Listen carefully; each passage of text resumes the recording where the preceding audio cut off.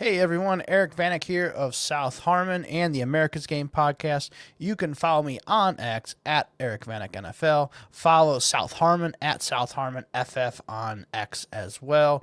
And then right here on this channel, make sure you hit the like and subscribe button for this video. We would really appreciate it if you guys did that. But we're here. It's finally the fantasy playoffs, and it is week 15 now that we are going into. Last week, honestly, I didn't do a show just because nothing much happened. Like, it would have been a very short 5-6 minute show at best, and you guys deserve better than that. So skip the week, but we're back for this week, and we had some injuries this week, so have some things to go over here. So we're going to do that. Just a couple things here. We are going to be going over the guys you need for redraft and also our deep dynasty leagues that we, are very much into right now. We are recording this before Monday Night Football, so before the Chargers and Eagles game this evening. So if there is any more injuries tonight in those games, they won't be on this podcast. So let's kick it off with the injuries, actually with the bye weeks. Hey, they're gone. Finally. No more fucking bye weeks. All right. I'm like that. So please get rid of the week 14 bye weeks, NFL. Please, please, please already get rid of it. But yeah, no more bye weeks, so that's good. Injuries, though. Those, unfortunately, are going to keep piling up as we go. And the first one is a major one, and that is Daniel Jones. It is confirmed, torn Achilles. He is out for the season. It is to the opposite leg that he had the broken leg on. So he's probably going to have to deal with the broken leg, too, on top of this. So broken leg's not too much to deal with. But, yeah, the torn Achilles, it's going to be a long, rigorous rehab for him, especially tearing it so late in the season. So he is going to be done for the season. And then on top of it, his backup, Riley Leonard, the rookie, he is dealing with a little bit of a knee injury. We're just going to have to monitor his status for right now. But I think Riley Leonard will be fine. I don't think it's too much of an issue, but something we're just going to have to monitor. Tyrod Taylor, he suffered a groin injury and did not return to the game. Justin Fields was also ruled out before the game started, so he wasn't available either. So Brady Cook is the one who came in. We'll get to him in a moment. But yeah, Tyrod Taylor, just monitor his status. Aaron Glenn did come out today and said basically, whoever gets the most 50, the first team reps is probably going to start this week. So kind of monitor that for the Jets quarterback if you even want to monitor the Jets quarterback. Geno Smith, he left with a shoulder injury, did not return. We need to monitor his status going forward as well. And then Jaden Daniels, he did leave the game with an elbow injury. Monitor his status. Honestly, Washington is a big dumpster fire. Just bench him. Just sit him down for the rest of the year. Let him get healthy. Don't let him just take these, unnecessary hits that he's been taking. Like 31-0 against a shitty Vikings team with J.J. McCarthy in there, who looked like, Brett Favre out there this week. Come on. Let's just sit down Jaden Daniels and not risk him for the future. Running back injuries, we did have a couple. Devin Achane, rib injury. Sounds like he's feeling fine today, so I'm not too worried about that, but just wanted to mention it because he did leave the game. Keaton Mitchell, he suffered a knee injury in the third quarter. He did not return. He was looking pretty good, and he was kind of like the Ravens' backup running back now with Justice Hill out for the season pretty much. So Keaton Mitchell, he suffered that knee injury late in the game. We'll just have to monitor his status. And then on Sunday Night Football, Nick Chubb, he suffered a rib injury in the second quarter and did not return. So monitor Nick Chubb's status as well. Wide receivers, only a couple this week. CeeDee Lamb on Thursday Night Football, concussion, monitor his status. It sounds like everything so far is progressing nicely, so I think he has a legit shot to play this week still, especially with the extra couple days in the protocol there. So that is good news. And then Cedric Tillman and Malachi Corley for the Browns both suffered concussions. They left the game, monitor their status, but it's the Browns wide receivers. You're not playing them anyways. Tight ends, Elijah Arroyo, knee injury late in the fourth quarter and did not return. Pretty much lost rookie season, but he's only, contributed a little bit here and there, so not a big issue. Darnell Washington, same thing. Head injury in the second quarter, did not return. Monitor his status. He's kind of been like the Steelers' leader at snaps at tight end, even though he's like not doing much receiving work. David Njoku re-injured his knee again in the second quarter, didn't return. just shut him down. Like, it's not helping. Just shut Njoku down for the year.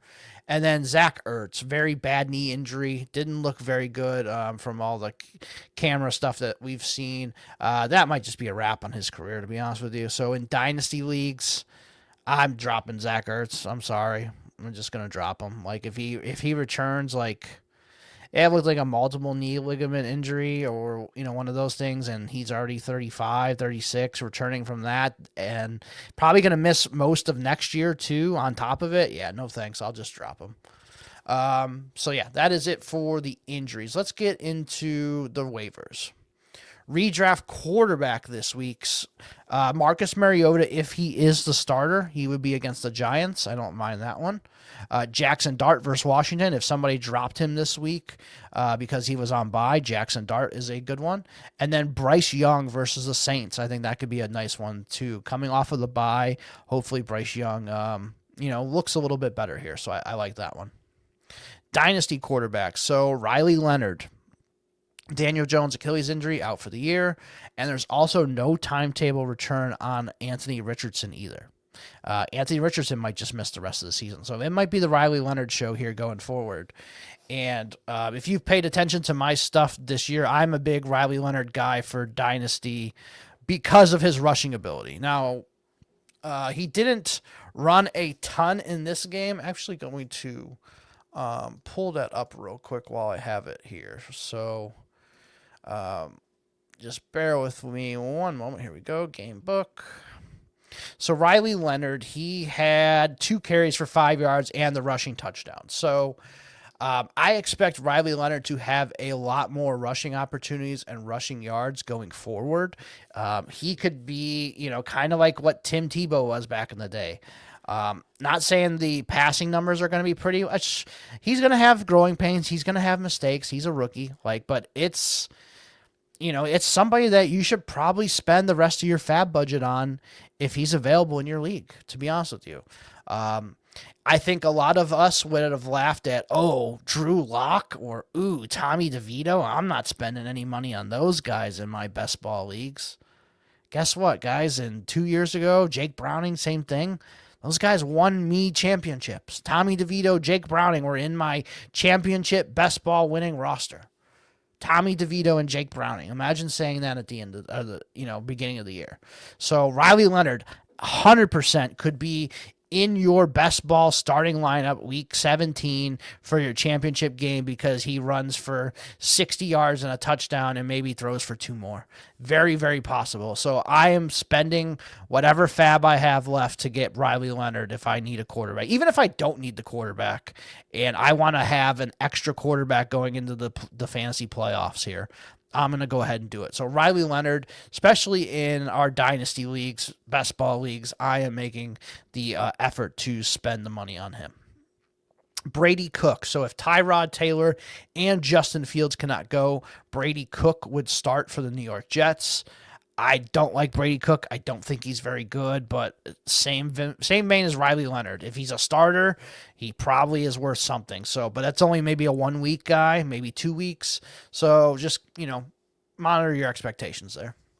And then Kenny Pickett. If Geno Smith is unable to go, Kenny Pickett would be the starter there for the Vegas Raiders. So if he's available, that could be worth a pickup. Redraft running back. So I only had one, and that was just in case the Achane injury is a little more serious than we think. So far, it sounds like it's not very serious, but I want to mention Jalen Wright anyway. So he played 34 snaps, which was 52%. He ran 6 routes, 2 targets, didn't catch anything, but he had 24 carries, 107 yards, and a touchdown. So he pretty much ran right through the Jets defense. Everybody did. Like Achane before he left had like 90-something yards. So Jalen Wright, if he's available, looks like he would be the guy right now over Ollie Gordon, who he played over quite a bit last week. Dynasty running backs. So Rasheen Ali, 27 snaps, which is 34%, 17 routes, 3 targets, 2 catches, 11 yards, and 1 carry for 2 yards. He was pretty much, neck and neck there with Keaton Mitchell, and then obviously Mitchell went out, and Ali played a little bit more. So with Justice Hill out and maybe Keaton Mitchell out, Rasheen Ali could step up here as the RB2 for the Ravens. So that is definitely worth a pickup in most leagues. I didn't write him on here, but I will mention Dare Ogunbowale for the Texans. Now, he didn't do anything after Chubb went. He did have a rushing. No, that was last week. I think he had the rushing touchdown, but he is like the third running back, and now he'd be the second running back if Chubb is out. They pretty much just gave everything to Woody Marks last night. Like, they didn't use another running back after Chubb went out. So just want to mention his name out there so he's at least out there. Redraft wide receivers. I think this one's interesting, and that's Pat Bryant, who is second on the team in wide receiver snaps and routes and all that stuff, behind Cortland Sutton. Troy Franklin was fifth in routes and snaps and all that, so that's interesting. But 35 snaps, which was 47% for Pat Bryant, 29 routes. He had 5 targets, 4 catches for 32 yards. He's coming on lately, guys, and he could be a guy down the stretch here where I think he could sneak in and maybe provide something for you. I kind of like Pat Bryant here, so he's starting to figure it out, and he's getting better and better and better each week. So Pat Bryant, definitely want to mention him. Dynasty wide receivers, so I have quite a few here for you. Ryan Flournoy obviously leads it off. He had 13 targets, 9 catches, 115 yards, and a touchdown on Thursday Night Football, with CeeDee Lamb going out, and then a lot of focus went to George Pickens. Flournoy has easily been their wide receiver 3 for the last couple months. Jalen Tolbert is nowhere to be found. He's non-existent. Kevontae Turpin plays his little bit of a role, but Flournoy, if he's out there and available, this is the time to pick him up. Gabe Davis, wanted to mention him as well. 37 snaps, 58%, 27 routes, 2 targets, 2 catches, 21 yards. And the last 2 weeks, he's led the Bills in wide receiver snaps. So Gabe Davis is starting to take over as the number 1 wide receiver here for the Buffalo Bills going forward. Adam Thielen, I know he got dropped a lot, so he could be out there. 25 snaps, 48%, 11 routes, only 1 target, caught it for 4 yards. And this is for the Pittsburgh Steelers, guys. He got released and signed with Pittsburgh, and playing here for Pittsburgh could be pretty decent for him. Like, he could have a little connection here with Rodgers, and they need it. He stepped into a new team for 1 week and already was second in the team in snaps and routes and all that. So, pretty interesting. Gage Larvadan from the Cleveland Browns. If Cedric Tillman and Malachi Corley do miss, Gage Larvadan, 29 snaps, 42% of the snaps, 20 routes, 3 targets. He caught 2 of them for 18 yards. Just wanted to throw his name out there if you just need a guy to pick up on the stash on the end of your bench. Noah Brown, this is an interesting one. First game back all season, hasn't played all year. 32 snaps, 62% of the snaps, which led the team, actually tied the team lead with Terry McLaurin. 25 routes, 2 targets, 1 catch for 19 yards. So he is thrown right back into a starting role. So if he's available, I would pick him up. Mason Tipton, he is the Saints wide receiver 3. He had 26 snaps, 13 routes, wasn't targeted. But if you look at his stats the last couple of weeks, like, he's been playing, 80% of the snaps every week, and he's somebody that should be picked up in best ball leagues especially. And then last is Jack Besh, the Raiders wide receiver.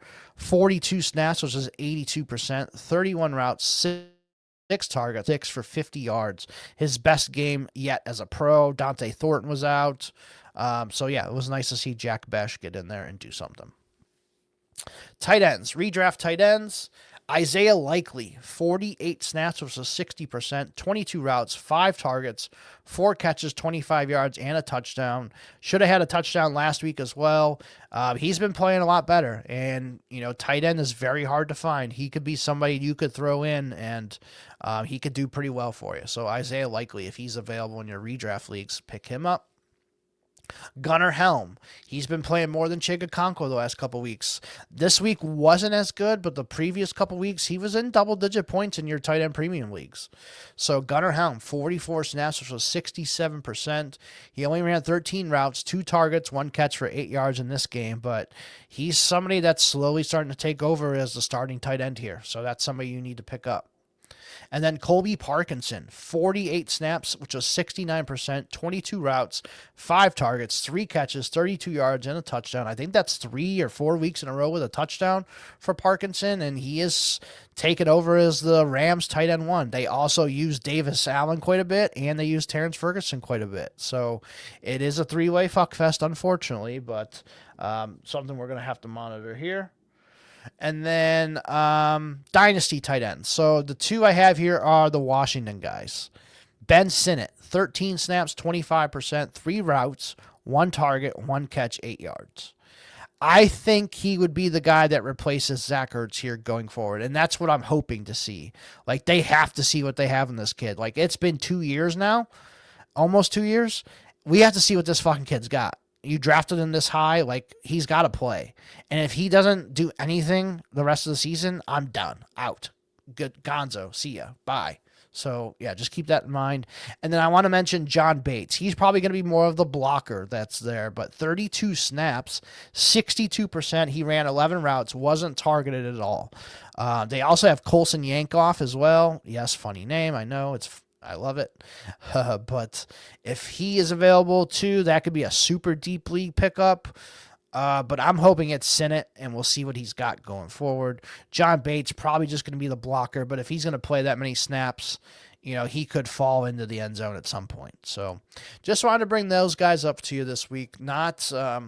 Nothing too crazy here, but it is playoff weeks, guys, so hopefully you did make your playoffs. Hopefully you are able to pick up some of these guys to help your playoff run. So congratulations if you did make it into your playoffs, and good luck if you made it too. So I know I made quite a few. Going to be grinding here the next couple days, but appreciate you guys all tapping in for this every single week. We'll be back for the next 2 weeks, week 16 and 17, and I might do a week 18 kind of a deep playoff or a end of season waiver run show, which is guys that were dropped during the year that might be out there available for you that you could pick up and kind of sneak onto your roster. So look out for that episode as well. But appreciate you guys tapping in for this. We'll be back next week for week 16 of the Waiver Wire Show.